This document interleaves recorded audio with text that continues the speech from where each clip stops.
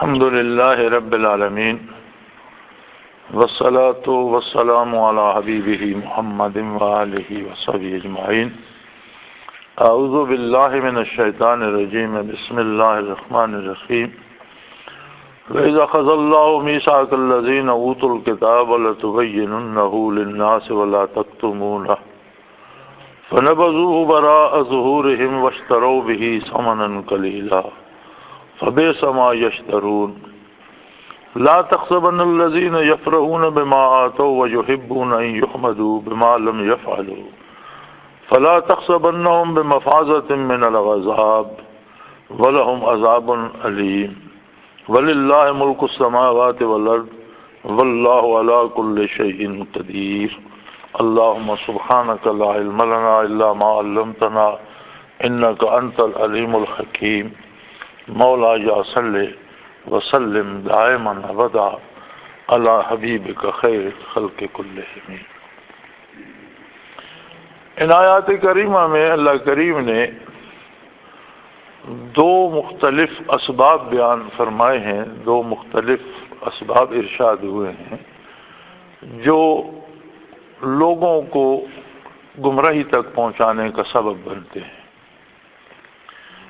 پہلی بات اور بنیادی بات یہ ہے کہ حضور اکرم صلی اللہ تعالی علیہ وسلم کی بعثت سے پہلے یہود پر کتاب اتری، موسیٰ علیہ السلام پر کتاب اتری، اور یہود کے علماء کے پاس تورات تھی۔ تورات میں بہت سے حقائق ارشاد فرما دیے گئے، انجیل میں بھی بہت سے حقائق ارشاد فرما دیے گئے، حضور صلی اللہ تعالی علیہ وسلم کا نام نامی تک، اور پھر آپ کے عادات و خصائل، آپ صلی اللہ علیہ وسلم کی جائے پیدائش، ہجرت، اور صحابہ کرام رضوان اللہ علیہم اجمعین کی نشانیاں بھی بیان کر دی گئی۔ عہد فاروقی میں جب بیت المقدس کا محاصرہ ہوا اور محاصرہ شدید ہو گیا اور عیسائیوں کے پاس چارہ کار نہ رہا کہ اب زیادہ دیر ہم محاصرہ برداشت نہ کر سکیں گے، تو وہاں کے جو وہاں حکمران تھا اس نے مشاورت طلب کی۔ اس میں ان کے پادری اور مذہبی رہنما بھی تھے، تو مشورہ اس نے یہ چاہا کہ اب دو ہی صورتیں ہیں، یا تو یہ ہے کہ ہم شہر مسلمانوں کے سپرد کر دیں اور شکست تسلیم کر لیں، اور اگر ایسا نہیں کرنا تو پھر ہمیں شہر کے دروازے کھولنے ہوں گے اور باہر جا کر مقابلہ کرنا ہوگا، پھر جس کو فتح ہوگی یا شکست ہوگی، جو جیتے گا وہ شہر لے لے گا، تو دو میں سے کون سا راستہ اپنایا جائے۔ ان کے جو علماء تھے، وہ علماء کا جو پیشوا اور سردار تھا، اس نے علماء سے مشورہ کر کے اسے یہ مشورہ دیا کہ مسلمانوں کا جو امیر اور رسول اللہ صلی اللہ علیہ وسلم کا جو خلیفہ ہے اس وقت، اسے اگر دعوت دی جائے اور وہ یہاں تشریف لائے اور ہم اسے دیکھ سکیں، تو ہماری کتاب میں اتنی نشانیاں ہیں کہ اگر وہ وہی بندہ ہے جو ہماری کتاب میں جس کی نشانیاں ہیں، تو اس کے ہاتھ پہ تو یہ شہر فتح ہوگا، پھر ہمارا لڑنا فضول ہے، پھر ہم اس سے جان کی امان طلب کر کے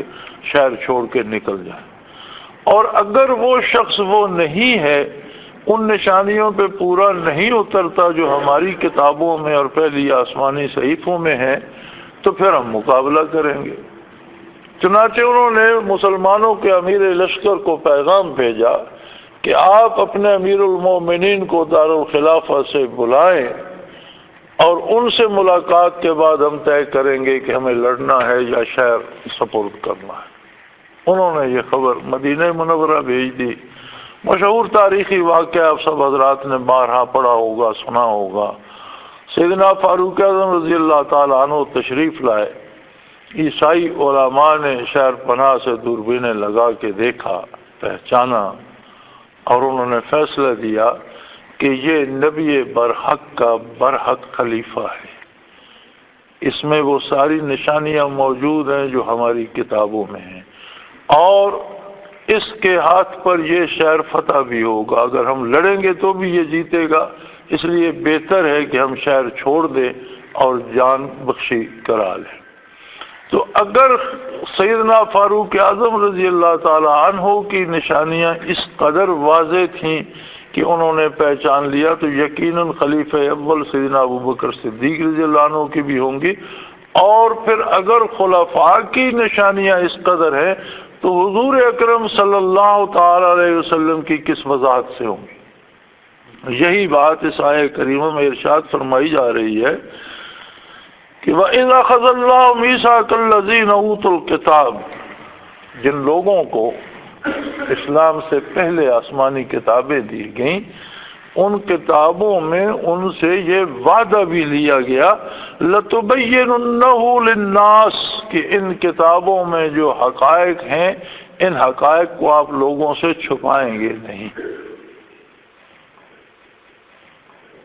اور لوگوں پر انہیں بیان کریں گے، وَلَا تَكْتُمُونَهُ، انہیں چھپائیں گے نہیں۔ اب بڑا عجیب سی بات ہے کہ وہ حقائق جو اللہ نے اپنی کتاب میں نازل فرمائے انہیں لوگوں سے کیوں چھپایا جائے؟ یہاں قرآن نے اس کی وجہ بیان کی ہے کہ فَبِئْسَ مَا يَشْتَرُونَ، کہ یہ معاوضے میں دولت اور اقتدار چاہتے تھے، یہ چاہتے تھے کہ لوگ ہمیں مال دیتے رہیں، دولت دیتے رہیں، اور ہمارا وقار اور اقتدار قائم رہے۔ اس اقتدار کو اور دولت کے حصول کو اور مادی فوائد کے حصول کے لیے انہوں نے حقیقتیں چھپائیں اور جھوٹ بولنا شروع کر دیا اور لوگوں کو گمراہ کرتے رہے۔ یہود و نصارہ کے جو علماء تھے وہ جانتے تھے کہ نبی کریم صلی اللہ تعالی علیہ وسلم اللہ کے سچے رسول ہیں۔ یہ دو اسباب ہوتے ہیں، جانتا ابھی جہل بھی تھا۔ ایک واقعہ ملتا ہے کہ ابھی جہل بہت پریشان تھا، کسی نے دیکھا، کوئی ملاقات کے لیے آیا تو اس نے دیکھا بہت پریشان ہے، تو اس نے کہا یار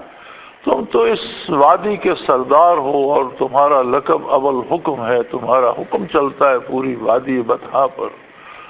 تو تم ہی پریشان ہو جاؤ گے تو پھر عام آدمی کا کیا ہوگا؟ اس نے کہا میں پریشان کیسے نہ ہوں کہ اس ایک آدمی نے، ایک ہستی نے ایک دعویٰ کر کے ہماری ساری شیرازہ بندی بکھیر دی ہے، اور ہماری حکومت اور ہمارا اقتدار اور حصول زر کے ذرائع اور ہمارا وقار سب کچھ خطرے میں پڑ گیا ہے۔ اس نے کہا ایسی کون سی بات ہے، تمہارے لیے ایک بندے کا قتل کیا حیثیت رکھتا ہے؟ تمہارے حکم پر تو سینکڑوں لوگ قتل ہو گئے، بے گناہ قتل ہو گئے، ظلمن قتل ہو گئے، اور کسی نے نہیں پوچھا تو ایک اور قتل کر دو تو کیا مصیبت ہے؟ ایک بندے کے لیے تم اتنے پریشان ہو جبکہ اتنے لوگوں کے قاتل ہو، تو ایک قتل اور صحیح۔ تو وہ کہنے لگا کہ تم کیا سمجھتے ہو کہ ہم نے قتل میں کسر اٹھا رکھی ہے؟ ہم اپنی پوری کوشش کر چکے ہیں، لیکن مصیبت یہ ہے کہ وہ اللہ کا رسول ہے اور اللہ اس کے ساتھ ہے، ہم اس کا کچھ نہیں بگاڑ سکتے۔ تو وہ آدمی حیران ہو گیا، اس نے کہا تمہیں یہ یقین ہے کہ وہ اللہ کا رسول ہے اور اس کے ساتھ اللہ کی مدد ہے؟ اس نے کہا بالکل۔ تو اس نے کہا تو پھر مانتے کیوں نہیں؟ اس نے کہا یہی بات تمہاری سمجھ میں نہیں آ رہی کہ اگر ہم اس پر ایمان لیں تو ہماری اپنی اہمیت تو ختم ہو جائے گی، پھر تو ہمیں اس کی اطاعت کرنا پڑے گی۔ اب لوگ ہماری اطاعت کرتے ہیں، لوگ ہمارا حکم مانتے ہیں، ہمیں سردار مانتے ہیں، پھر سردار تو وہ بن جائے گا، حکم اللہ کا ہوگا اور نافذ اللہ کا نبی کرے گا، تو ہم تو عام آدمی بن جائیں گے، پھر ہماری حیثیت کیا رہے گی؟ یہی مصیبت یہود و نصارہ کے علماء کی تھی کہ اگر ہم حق بیان کر دیں اور یہ بتا دیں کہ یہ واقعی حضور اللہ کے سچے نبی ہیں تو لوگ نبی کی پیروی کریں گے، ہمیں کون پوچھے گا؟ پھر ہماری اہمیت ختم ہو جائے گی، ہمیں شیرنی شکرانے کون دے گا، ہمیں نذرانے کون دے گا، پیسے کون دے گا، ہماری بات کون مانے گا؟ اور یہی مصیبت آج بھی دنیا کو تباہی کے کنارے پہ کھڑا کیے ہوئے ہے۔ جن لوگوں کے پاس اقتدار آ جاتا ہے وہ نہ سچ سننا چاہتے ہیں نہ سچ پر عمل کرنا چاہتے ہیں، بلکہ ہر جھوٹ بول کر اپنا اقتدار بچانا چاہتے ہیں، اور وہ یہ سمجھتے ہیں کہ یہ ہماری دانش مندی ہے اور ہم بڑے سمجھدار لوگ ہیں کہ ہم اپنی عقل سے اور اپنی دانش مندی سے اقتدار پر قابض ہیں، لیکن ایسا ہوتا نہیں ہے۔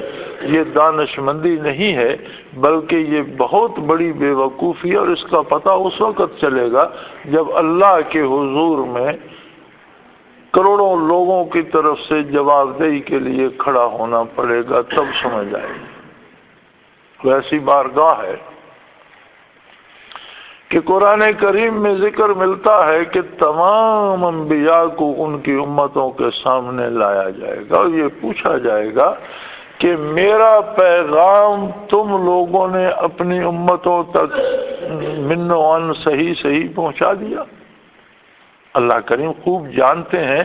لیکن عدالتی نظام کے مطابق یہ پرسش احوال ہوگی۔ انبیاء علیہ السلام عرض کریں گے کہ بار الہ تو جانتا ہے، تو اس سے کچھ پوشیدہ نہیں، ہم نے تیرا پیغام پہنچانے کا حق ادا کر دیا۔ جن لوگوں نے نافرمانی کی ہوگی وہ اعتراض کریں گے، کہیں گے جی ہم تک تو بات صحیح پہنچی نہیں، پہنچتی تو ہم مانتے کیوں نہیں؟ قرآن کریم فرماتا ہے کہ پھر آخری امت محمد الرسول اللہ صلی اللہ علیہ وسلم کو لایا جائے گا کہ وہ شہادت دے کہ کیا انبیاء نے اپنا پیغام صحیح پہنچایا۔ وہ شہادت دیں گے، امت مرحومہ شہادت دے گی، محمد الرسول اللہ کے غلام شہادت دیں گے کہ اللہ تیرا پیغام پہنچانے کا تیرے انبیاء نے حق ادا کر دیا۔ تو وہ کفار اعتراض کریں گے کہ ان لوگوں کو تو ہم نے نہیں دیکھا، ہمارے زمانے میں تو یہ نہیں تھے، یہ کیسے گواہی دے سکتے؟ تو وہ لوگ کہیں گے کہ یا اللہ ہم گواہی دے رہے ہیں تیرے بتانے پر، تو نے جو کتاب ہمیں دی، جو قرآن کریم ہمیں عطا فرمایا، اس میں تو نے ہمیں خبر دی کہ انبیاء نے میرا پیغام پہنچانے کا حق ادا کر دیا، ہمارا اس پر ایمان ہے، یقین ہے، اس لیے اس کی خبر سچی ہے، ہم اس خبر پہ شہادت دے رہے ہیں۔ تو سوال یہ پیدا ہوگا کہ تم نے قرآن کو سچا مانا؟ تمہاری زندگی اس بات کی دلیل ہے کہ قرآن سچا ہے، تمہارا کردار اس بات پہ گواہی دیتا ہے۔ اب اس کی گواہی کون دے؟ اس کی گواہی دیں گے محمد الرسول اللہ صلی اللہ علیہ وسلم۔ وَجِئْنَا بِكَ عَلَىٰ هَٰؤُلَاءِ شَهِيدًا، آپ صلی اللہ علیہ وسلم کو پھر ان سب پر گواہ لایا جائے گا، اور حضور یہ گواہی دیں گے کہ یہ جو میرے امتی اب گواہی دے رہے ہیں، ان کا میں گواہ ہوں کہ انہوں نے اللہ تیری کتاب پر اور میری سنت پر اپنی قوت صرف کر دی عمل کرنے کے لیے۔ اس کا مطلب ہے کہ امتی ثابت ہونے کے لیے ہمیں بھی اپنے نبی صلی اللہ علیہ وسلم کی گواہی درکار ہو۔ بڑا عجیب حال ہوگا قیامت کو جب ہم اٹھیں گے تو ہر مسلمان کی پوری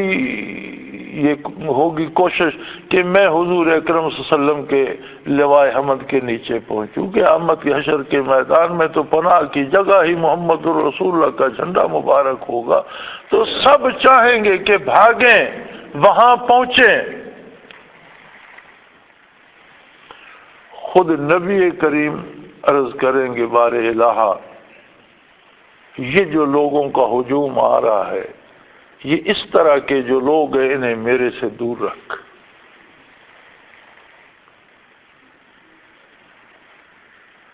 کیوں؟ آپ تو شافع محشر ہیں، اگر آپ ہی آج لوگوں کو در سے دور کر دیں گے تو ان کی فریاد کون سنے گا؟ حضور فرمائیں گے بار الہ ان قوم اتخذوا ھذا القرآن مہجورا، یہ وہ لوگ ہیں جنہوں نے اپنی زندگی میں قرآن کو داخل نہیں ہونے دیا۔ جب یہ دنیا میں تھے یہ اپنی خواہشات کے مطابق جیتے رہے۔ جو کتاب میں لایا تھا، جس کے لیے میں نے جانثار شہید کرائے، جس کے لیے میں نے ہجرتیں کی، جس کے لیے میں نے زخم کھائے، جس کے لیے میں شیب ابی طالب میں قید رہا، جس کے لیے میرے دندان مبارک شہید ہوئے، اور جس کے لیے میرے جانثار شہید ہوئے، اور جس کے لیے 23 برس میں نے دنیا کی ہر مصیبت اٹھائی، اس کتاب کو انہوں نے اپنی زندگی سے الگ کر دیا تھا۔ آج میدان حشر میں ان لوگوں کو میری بارگاہ سے الگ کر دے۔ پتہ اس وقت چلے گا کہ اسلام کی ہمیں کتنی ضرورت ہے، کتنی ضرورت تھی اور کتنی ضرورت رہے گی۔ تو اللہ کریم نے ایک سبب تو یہ ارشاد فرمایا کہ لوگ یہ چاہتے ہیں کہ ناجائز ذرائع سے ہمیں مال بھی ملتا رہے اور ہمارا اقتدار بھی ظلماً قائم رہے، اس لیے وہ سچ نہ بیان کرتے ہیں نہ سچ سننا پسند کرتے ہیں۔ یہ بیماری یہود اور نصارہ کے علماء کی نہیں تھی، آج کے باغیوں کی بیماری بھی یہی ہے۔ اس میں خواہ یورپ کے غیر مسلم طاقتیں ہوں، مغرب کی غیر مسلم طاقتیں ہوں، امریکہ کی غیر مسلم قوت ہو، اس میں سوشلسٹوں کی غیر مسلم طاقتیں ہوں، یا بے عمل مسلمان حکمران ہوں، حکم بے عمل اور اسلام کے خلاف چلنے والے مسلمان حکمران ہوں، سب ایک ہی تھیلی کے چٹے بٹے ہیں کہ ان کی ساری کوشش اس ایک نقطے پہ مرتکز رہتی ہے کہ جائز ناجائز غلط صحیح ہر طریقے سے اقتدار پہ ہم قابض رہیں اور محنت غریب کرے،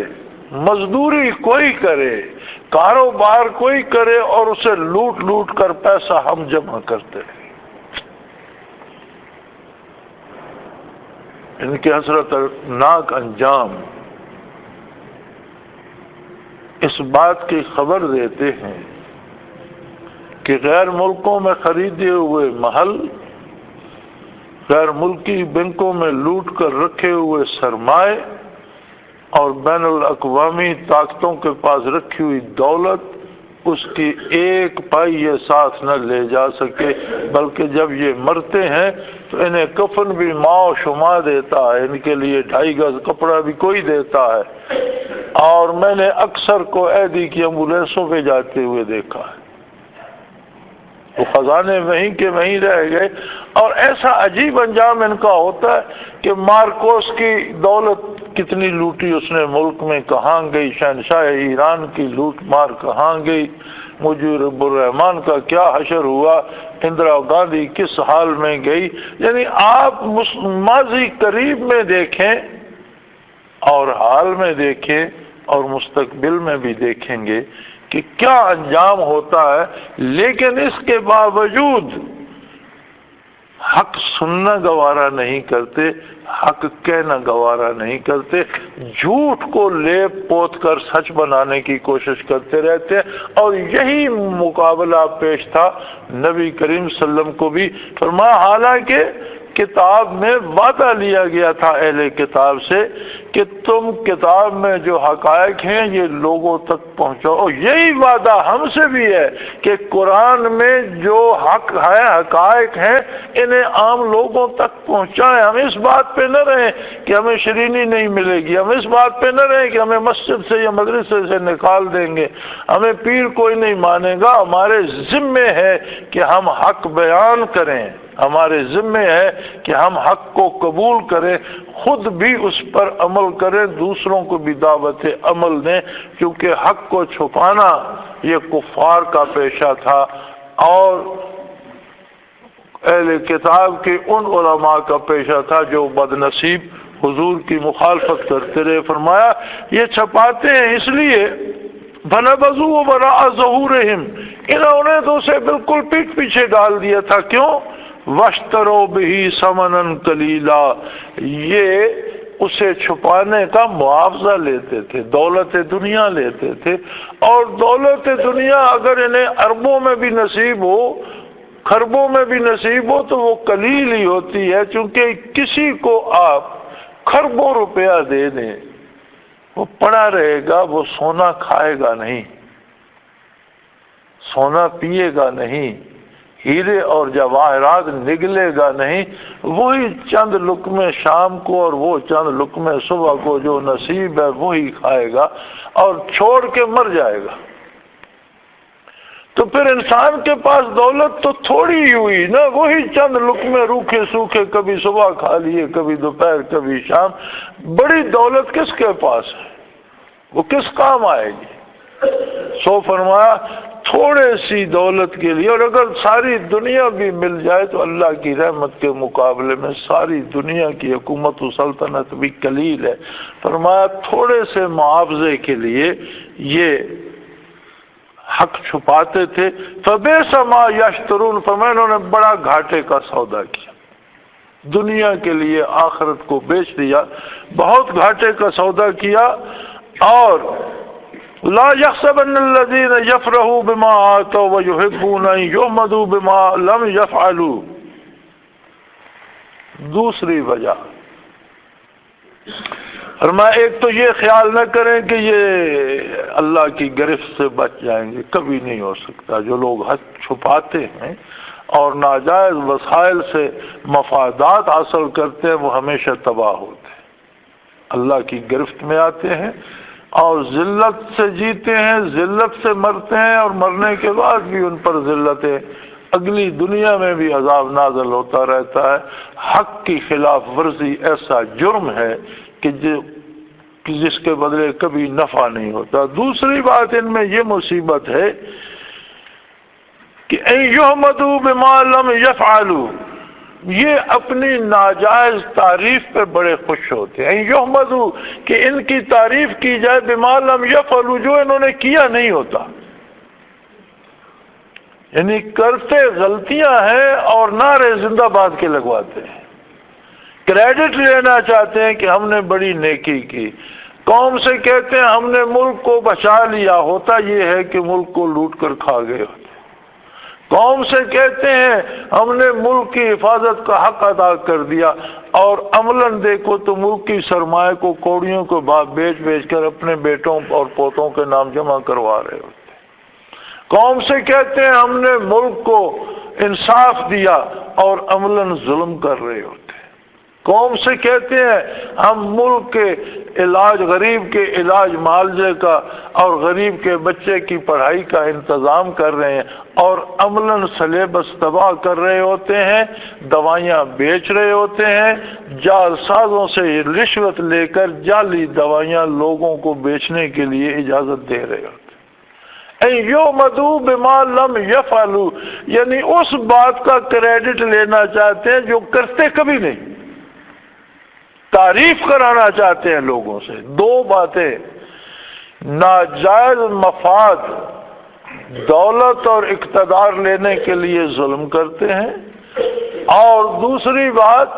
کہ کرتے ظلم ہے اور کہتے ہیں ہمیں عادل کہو، ہمیں منصف کہو،